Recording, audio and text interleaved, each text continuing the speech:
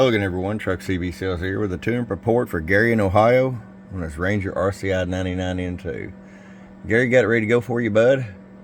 Our tune alignment, high cut noise filter, electrolytic cap upgrades, threw in that Toshiba voltage regulator upgrade for you. Let's just get right to it. I'll start with RF power all the way down. 100-watt slug. Sitting there about 5-6 watts all the way down. That way if you decide to run an amp, you got full adjustability. About 60 all the way up. I'm going to show you average power swing. Hello.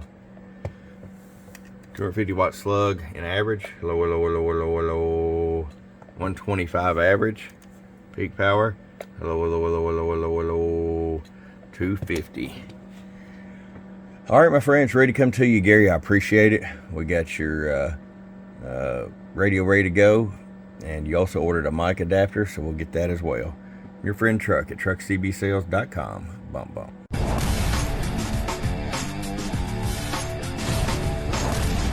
Get wise and get truckerized today.